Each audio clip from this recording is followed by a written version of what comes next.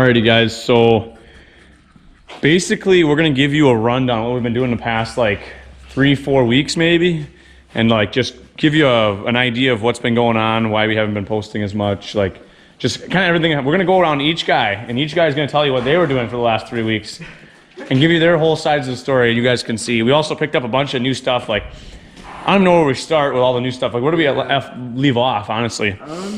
We'll give you a little bit of recap of like, so the phaser, we didn't even care about fixing the fuel leak. Yep. We let it leak. You guys see it's got numbers on it and some pool noodles. We did race this thing. We raced, well, you guys saw the Lake Cross race with the Enticer. Yep. I also did race this thing, but I didn't get any footage because... The guy, I forgot to press the record button on the GoPro. Yeah, so that happened. Also didn't do very well. I mean, the thing has no track, so... Yeah. Absolute junk. Then, we ended up picking up this 79, this is a true 79 free air Jag. 340. And this was like one owner, stored inside for 25 years, hood mint. We decided to race it in a beater cross event. So the beater cross event was like, it was 50 degrees out. And the only snow that was there was on the track. The track was probably the whole track is probably 5 to 8 feet wide max. Yep, snowcross track. Yeah, snowcross. Let me tell you, for old sleds, there is a 30-foot tabletop that you can gap to. And like, there's whoop sections and these huge jumps where you just land a flat. I mean, the suspension just kills your body. Oh yeah. So we put Sparky, we had this thing, we had it for like 2 weeks. We put a tether system on it, we cleaned the car, put a fuel lines on it, put him on it. He test rode it like a couple hours before the race. Yep. Before like the weekend before. He gets on it. He's doing, I'm gonna have him explain here shortly, so we won't spoil that surprise for what happened. You guys remember the 80 Jag? That's the fan cooled. Sinker throttle. With the sinker throttle. The 86 Jag, we also raced that sucker too and beat the heck out of it. Did a nice tape job on the seat, put a tether on it for safety. Let's talk about the handle right here too. And oh yeah. This right here, ladies and gentlemen. This right here was great. So we raced this phaser. Scully, well, might as well start with you with what you've been doing for the racing, because you just, well, first you left us at the Lake Cross. You didn't come to that. So basically, Spike had to race Lake Cross, and he ended up missing his first heat. And then, we're not going to talk about that, though. But then they let him in the final. And this dude spun out, he said he spun out like 3 or 4 times. Oh, yeah. This thing, the weight's all in the front, like literally. And I'm on raw ice, so. Pick up with one arm. And you're on pretty much all ice. So the track spin doesn't help either. So Spike raced this thing, took 5th, you know. Not bad. Not too shabby. So then we go to Nutterville Beater Cross up in Wausau, Wisconsin. Yep. And I raced the phaser, Sparky raced the Jag. So I raced the phaser, and then there's 9-10 guys per heat. Yep. Mind you, the gap between you and the next sled is 3 to 4 inches between skis. And this track slims down to 5 to 8 feet, so you can maybe fit 2, maybe 3 sleds wide. Into a corner, yeah. Into a corner, and like on some of the straightaways. So I think I started out, I just kind of let everyone go to see how fast they would go and stuff. And they were just kind of sallying over the jumps, dude. So I started sending it, just clap out, because you're landing to flat. Right off the hole shot, 4 big jumps, probably 3, what do you think, 3 feet high? More than that, probably 4 or 5 feet high. 4 or 5 feet high, and you're just landing to flat. So these pogos, like the whole skid's just loosened up now. It just slaps. So I get going, and then everyone kind of just was wiping all right at the start. So I kind of passed up. I think I was in 4th, and then I passed up to 3rd, and then I was going on to the 2nd lap. And then on the 2nd lap, I was going for 1st and 2nd. I had 1st and 2nd right in front of me. Spun out on a corner. Oh yeah. The track's, mind you, the track's like all ice pretty much. Ice and slush and water. That's all you need to know, because there's a 40 to 50 degree day too. So I spin out, tip the thing on the side, tip it back up. My tether and push button kill get both hit down. So I'm trying to pull this thing, making all sorts of growly clutch noises, mind you. So I get it fired back up, chase back down, pull a 4th still somehow, or a 5th. Yep, a 4th, yeah. 4th. And so I qualified for last chance qualifier. And then me and Sparky actually end up in the same last chance. Because they're both racing B class, yeah. So then we'll let Sparky talk about him. Oh yeah, dude. Now talk about your race. You had leaf spring though. You had leaf spring first. Yep. Took leaf spring. Doing great. Freaking awesome. Everyone else was pooching it. Sparky was in 3rd. I was in 3rd place. Started the 3rd lap. And there was 3 laps. So I was 2 in, going on the 3rd. I was looking at the 2nd place guy. I was about 3/4 of the way through the track. and then I met a traffic barrel. And this traffic barrel gets stuck underneath my snowmobile, which we might have footage of. We don't know yet. Yeah, These are highway traffic barrels, mind you. Yeah, Big highway, truckers. like, Those Yeah. are all big as probably me. 2 So feet wide all the track officials are staring at me as I'm like pushing this barrel. So I get off my sled, get the barrel out of my way, and everyone zooms past me, and I have a quarter lap to make up nothing. So that was great. So you ended up finishing like So fifth. then in qualifying, they stick 16 snowmobiles on this track. That is. So that was the final. like No, maybe- the final race. That was the Lee final. Spring final. Pretty Yep. vital, yeah. Yep. You're And 16 then guys. I was moving up through these 16 guys. I am weaving through them. And And Sparky started out back row too. I mind came you. in back row because they were like, dude, you're a leaper, you're pushing way in the back. There was a whole row of 10 and then 6 of us behind. So I'm weeding through. I come up over a jump and there's a guy underneath it. And I shove my ski straight into his tunnel. And then they had 3 guys trying to pull us apart on the track. Couldn't get us apart, so they took us off the track. And by that time, I left the track. Because there Yeah, was you no point. you couldn't There get was her. no point. Mind you, he was in about 7th place when he did spin out, and he was only on like the second lap. I was moving. He would have finished, I guarantee, I'd say top top 5 five, if he would have not gotten screwed by that guy. And then basically that was it for the Lee Spring. Then B class, he basically raced in the last race with Scully. I think Mark took a 5th. Take last. I He took a passed him on 5th, the finish and you line. got a 4th. Yeah, I Over got the 4th. tabletop. I got cucked in the start. Cause they didn't even do gate pull. Like they started to do gate pull, and then at the end, like as they kind of worked towards the end of B class, like last chance and final. Right. They kind of whoever lined up first, you get first spot, and so I got first spot, and like I said, there's 3 to 4 inches between each of the skis. So this guy kind of ran me off the track. So I was just kind of behind him the whole time. And Sparky actually got off to a good start on the whole shot, but everyone had so much more power and more suspension than him. They're just like bumper tapping him, waiting for him to go. So I passed Sparky, I think, on the first or second lap. And then we get going, and this guy in front of me, dude, I couldn't get past him because the old phaser was not running too hot. And you go into the corners, and there's a foot of water. Oh, yeah. A foot of Everywhere. water. Water everywhere. It was And horrible. I watched a guy go over the bars and land in a puddle of water, dude. I'll explain that race where I actually got to go in some action. No, that was in my B class race. Oh, there's a guy That that was went- when I took. I was gonna take second or first there. Oh, wow. So and then let's talk about the race of the century. Oh, yeah. The 2-up race, guys. You That was the should've told last. that. You guys get on this thing. Dude, that was the last race of the day, boys. Me and Scully were like, dude, we can definitely do some dirty damage with this.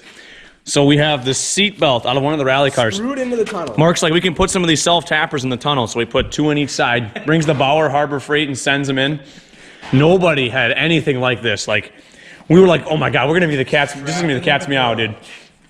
So we get, it's 10 guys in the freaking 10 race. guys. We pulled We're outside. We're the very last. We're the dead outside. We're the 10th position in the outside. So I was like, Spike, let's wait it out. Let's see how fast these guys are going. See if they're sending Yeah. another jump. So after the first jump, they weren't really sending it. So I was like, Spike, hang on, dude. We're gonna send another jump. Just boom, bang. And then I'll kind of recap what happened after this. So we get to the first 4 humps. We're doing okay. After this first turn, you go to a right turn, and I'm talking to Scully, being the navigator. I'm like, dude, there's a guy around your right side. Like, and all of a sudden, the guy on the right cuts the track, he literally cuts half of the turn right out of the thing. Still doesn't pass us, but he's right next to us off the track. So we're like, okay, fine. There's 3 or 4 guys in front of us. 3 or 4 guys. They're moving, we're moving. They come up to the left turn that we didn't see. What's up, So Skull? basically, there was a big berm there, probably like this tall, I'd say. Like, probably 5-foot berm where you just kind of like go around like that. Let me tell you, at the end of this, it was wallowed out. So there's 3 huge, like 3-foot divots. So, Spike, you want to take over from here? Yeah, so we approach this area, and there's a guy in front of us riding 2 up as well, No obviously. shirts. He's got no shirt on, and like a modern Polaris, maybe like a Indy of some sort. He gets ejected over the top of his driver. He's literally on the front of the hood. We come in, we're moving, and we take the ski of ours takes his seat right off. We're pinched. There's 2 guys coming behind us. One smashes in the back of us. He's a Skidoo, I think a Formula Plus. And then somebody else got stuck behind him. So I didn't waste any time. I had Scully hop off. He's making sure the sled's running. I get behind the sled. The guy's ski is jammed in our skid. Yeah, the guy's ski is literally jammed in the I back. tried to go, and the guy's ski is just jammed right under the track. Like, So I'm looking around. Everyone's looking at us. I just pick up the entire sled, pick us out, and we're gone. We were gone in 15 seconds, and everyone else is staying there. Yeah. So we ended up hauling ass, keeping our position. We pulled a 3rd. So Yep. Mind you, pretty we were, good. we were probably there for a good 6 to 10 seconds, probably getting untangled. Because we're like stunned. We're like, well, Because I got off the sled and I'm like, I don't want to walk too far, so I pulled the tether off. exactly. And then we're about to the end of the track. I'm sitting right here. Boom, right through the seat. I'm just hitting the tunnel. And we don't have a tabletop, and boom. Yep. So that was, I mean, it was exciting as hell, guys. Like, That was. if we would have got that on video, oh my God, it was awesome. Like I said, so how we lost the first GoPro, guys? Sparky, first race so, of the day on anyways. the spring sled. Sparky gets, Yeah. we had the Dango mount, which we've had awesome luck with. We're like, hell yeah. Mind you, check out the suspension on this. Hitting a 4-foot jump, and you got that to deal with. Unbelievable. So yeah, I was hitting it pretty hard. So he has the GoPro strapped on the Dango and underneath the mind you, chin. I did roll over in that race. Yeah. I did roll He over. rolls it over, I think that's where stays on the sled though, gets it back and going, and that's where he hit the traffic barrel, obviously. But he comes back in. I'm waiting in the pits. I look at his helmet. GoPro's missing. Yeah. And I'm talking to the radio, like radioing the guys in the crew, like, hey, dude, go look for a GoPro out there. And they're like, yeah, we'll keep an eye on it. They didn't find it the whole damn day. Like, I mean, I'm like, well, I assumed at this point it's junk. That's why we have this new one. We're recording on a new GoPro right now, guys.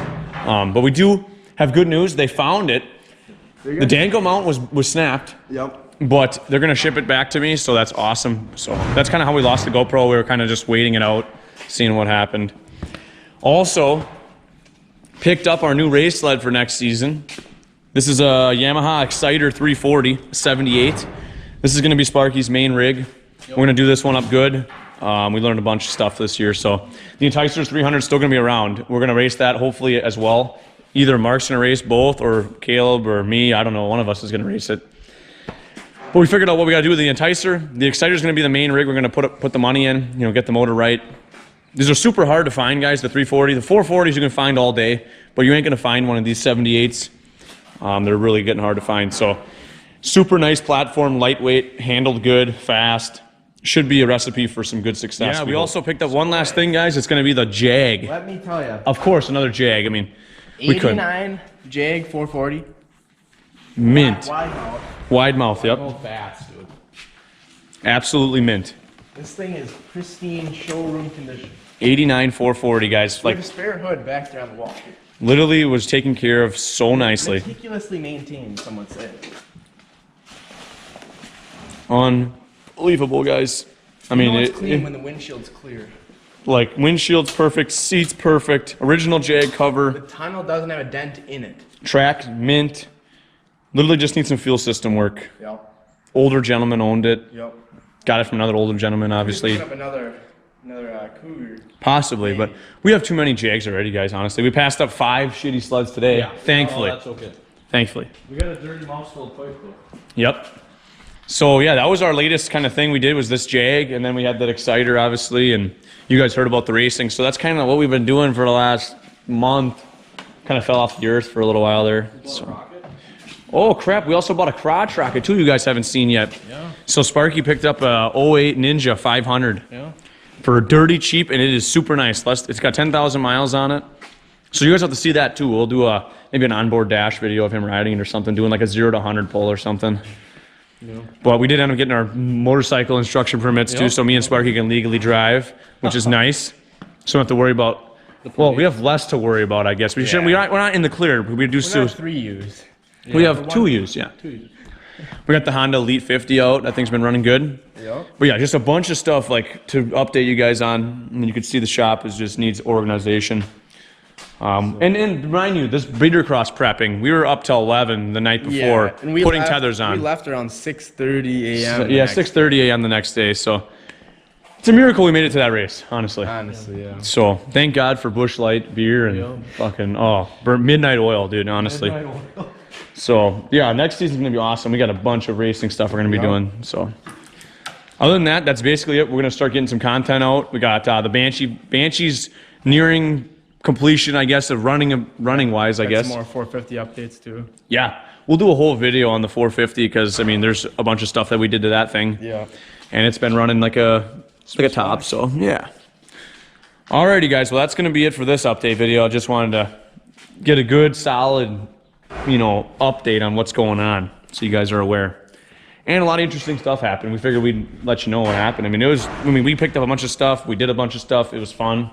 We all had a good time. Winter's over, basically, so now we got to Yep. transition to the bike quad scene and Yep. start flipping some bikes maybe soon for you guys and keep presenting. So make sure you guys leave a like on the video, subscribe, comment down below. We'll see you next one.